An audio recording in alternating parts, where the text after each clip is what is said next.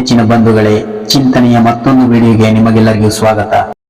ಜೀವನವೆಂಬುದು ಏಳುಬೀಳಿನ ಕತೆ, ನೋವು ನಲಿವಿನ ಜೊತೆ, ಸೋಲು ಗೆಲುವಿನ ಕಂತೆ. ಅನುಭವವೆಂಬ ವಿಶಾಲ ಸಾಗರದುದ್ದಕ್ಕೂ ಈಜುತ್ತಾ, ಸಿಹಿ ಕಹಿ ನೆನಪುಗಳೊಂದಿಗೆ, ಮಾಡಿದ ತಪ್ಪು ತಿದ್ದಿಕೊಂಡು ಸರಿ ಮಾರ್ಗದಲ್ಲಿ ನಡೆಯುವುದೇ ನಿಜವಾದ ಜೀವನ. ಈ ಜೀವನ ನಾವು ಅಂದುಕೊಂಡಂತೆ ಖಂಡಿತ ಇರುವುದಿಲ್ಲ.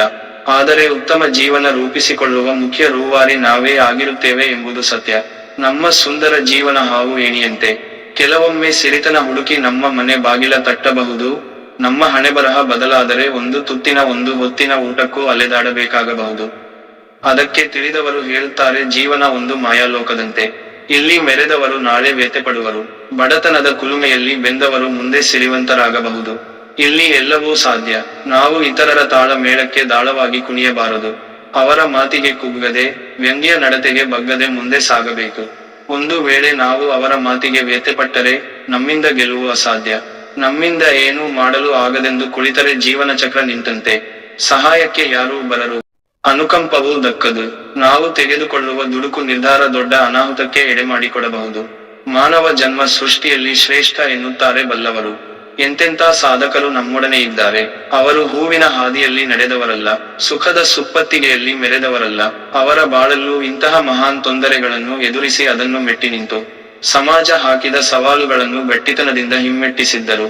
ಸಮಾಜದಲ್ಲಿ ಬೃಹತ್ ಮರದಂತೆ ಬೇರು ಬಿಟ್ಟರು. ಅವರು ಅನುಭವಿಸಿದ ನೋವು ತೊಂದರೆಗಳ ಮುಂದೆ ನಮ್ಮ ಜೀವನದಲ್ಲಿ ಅನುಭವಿಸುವ ನೋವು ಏನೇನೂ ಅಲ್ಲ.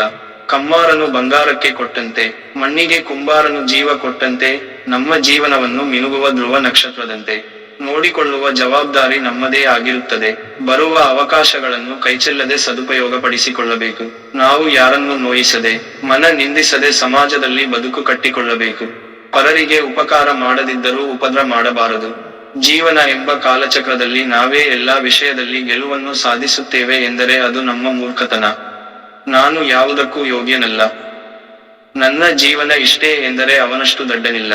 ನಾವು ಸೋತರಿದ್ದು ಹಿಂದೆ ಸರಿಯದೆ ಧೈರ್ಯ ಆತ್ಮವಿಶ್ವಾಸ ಕಳೆದುಕೊಳ್ಳದೆ, ಏನೇ ಆಗಲಿ ಯಾರೇ ಬರಲಿ ಗೆಲ್ಲುತ್ತೇನೆ ಎಂಬ ಭರವಸೆ ನಮ್ಮೊಳಗೆ ಬೇಕು. ಸಮಾಜದಲ್ಲಿನ ಆದರ್ಶ ಪುರುಷರು ಜೀವನ ಎಂದರೇನು ಎಂಬ ತಮ್ಮ ಸುವರ್ಣ ತತ್ವಗಳನ್ನು ನಾಡಿನ ಉದ್ದಗಲಕ್ಕೂ ಪಸರಿಸಿದ್ದಾರೆ. ಈ ಸಂದರ್ಭದಲ್ಲಿ ದಾಸರ ಕೀರ್ತನೆಗಳಲ್ಲಿ ಒಂದಾದ ಈಸಬೇಕು ಇದ್ದು ಜಯಿಸಬೇಕು ಎಂಬ ಭಕ್ತಿಯ ಸಾರ ನಿಜ ಜೀವನದ ಬಗ್ಗೆ ತಿಳಿಸುತ್ತದೆ. ಹಿರಿಯರ ಪ್ರಕಾರ ಜೀವನ ಕಲಿಸುವ ಪಾಠ ಪ್ರವಚನ ಯಾವ ವಿಶ್ವವಿದ್ಯಾಲಯವೂ ಬೋಧಿಸಲು ಸಾಧ್ಯವಿಲ್ಲ. ಅದು ಸಮಾಜ ನಮಗೆ ಕಲಿಸುವ ಪಾಠ. ಜೀವನದಲ್ಲಿ ನಾವು ಅನುಭವಿಸುವ ಸುಖ ದುಃಖಗಳು ನಮ್ಮಯ ಪಾಲಿನ ಸುಂದರ ಅನುಭವಗಳು.